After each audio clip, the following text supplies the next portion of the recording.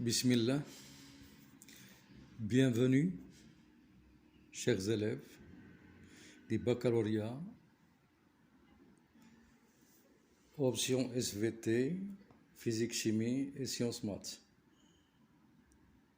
Voilà, je vous présente un sujet intitulé Comparaison entre dominance et codominance, cas de monohybridisme. Pour un gène qui gouverne la couleur des grains de maïs. Comme vous le constatez, les grains de maïs, on a des grains noirs et des grains jaunes. Ce caractère qui s'exclut mutuellement entre ces grains est gouverné par un seul gène, on dit que c'est un caractère monogénique.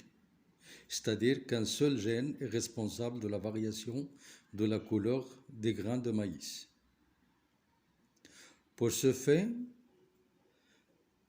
on va analyser et interpréter les résultats obtenus après fécondation et autofécondation, soit entre lignées pures, soit entre des hybrides.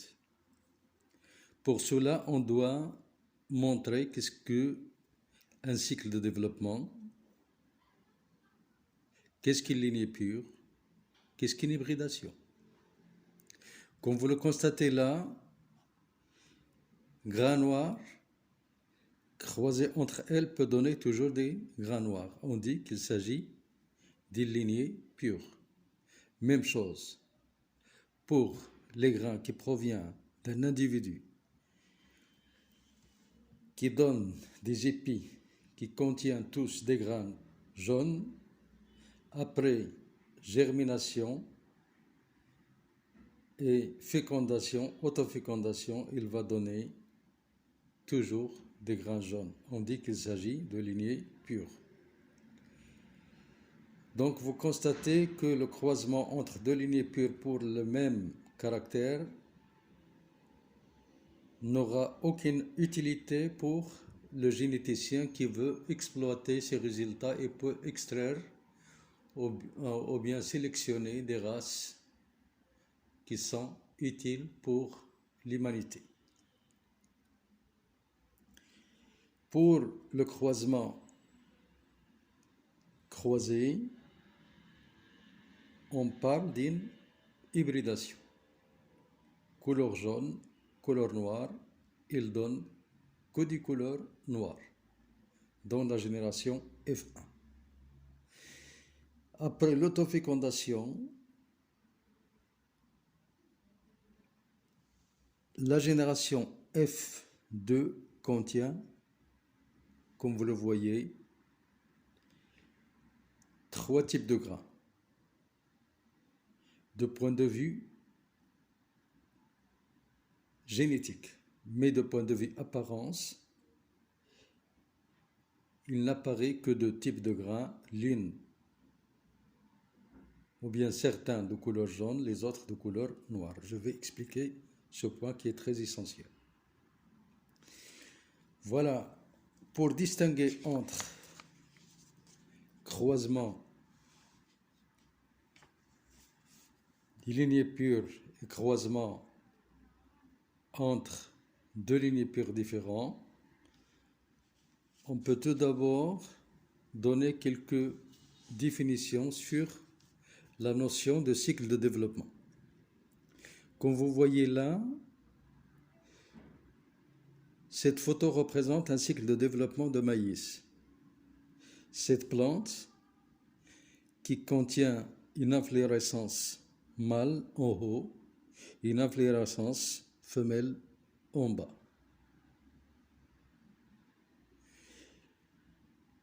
Les fleurs mâles, ils vont donner des grains de pollen qui, après pollinisation, sous l'action du poids, de la gravité ou du vent, ils vont tomber, féconder les fleurs femelles qui se trouvent en bas, qui vont donner des épis qui contiennent des grains. Voilà la définition du cycle de développement, c'est quoi? C'est l'ensemble des étapes par lesquelles passe un œuf fécondé pour donner des grains ou bien des fruits qui, après leur germination peuvent donner des plantes adultes qui à leur tour fleurissent et peuvent donner aussi des étamines et des ovules qui à leur tour peuvent, après avoir fusionné, c'est-à-dire fécondation, redonner un œuf ou bien une zygote qui peut germer, se développer et donner un être complet. Pour ce qui concerne la pollinisation croisée et la pollinisation directe, et l'utilité de chacune. Lorsqu'on parle d'une lignée pure A, une lignée pure A, il peut y avoir croisement, mais pas d'apport de nouvelles phénotypes. Pourquoi? Parce qu'il n'y a pas d'hybridation. Les lignées pures, lorsqu'elles se croisent, et lorsque le caractère est le même, c'est-à-dire comme le cas d'exemple là, couleur jaune croisée avec couleur jaune, il va donner que la couleur jaune. Même chose, comme j'ai dit, pour la plante de maïs qui est bisexuée, qui peut contenir des gamètes mâles et des gamètes femelles, qui après fécondation ou bien autofécondation, il va donner la même variété, même lignée pure A. Cela ne peut pas donner grand chose pour le généticien qui veut explorer et exploiter les croisements dans le but d'obtenir des lignées pures qui présentent des caractères utiles pour l'humanité. Pour cela, il a recours à une fécondation croisée ou bien une pollinisation croisée entre deux types de variétés. Par exemple, là, la variété A croisée avec la variété B. Et là, il peut y avoir hybridation. Donc, à retenir, l'hybridation, c'est quoi? C'est le croisement entre deux individus de race pure qui présentent un caractère différent. Alors que lorsqu'il n'y a pas changement de caractère, lorsqu'on croise des lignées pures de même caractère, il n'y a pas de variation et on obtient toujours la même couleur. Voilà, on peut passer là à notre sujet qui est la dominance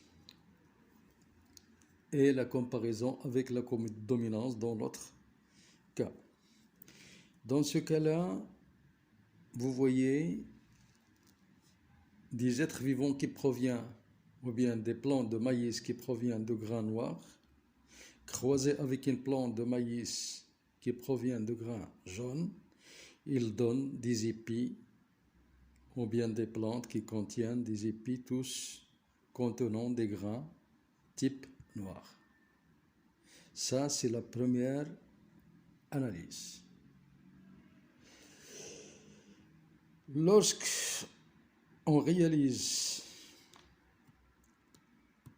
une autofécondation, c'est-à-dire un croisement entre des grains de la génération F1 ou bien des plantes provenant de grains de la génération F1, on obtient cette fois-ci la génération F2 qui est constituée, comme j'ai dit, de deux types de grains. Grain jaune, grain noir, avec des proportions 25, 50, 25. Comme vous le constatez, il n'y a pas de différence là de point de vue aspect externe. Mais de point de vue physiologique et anatomique, il peut y avoir une différence entre les mêmes grains noirs. Je vais l'expliquer via l'interprétation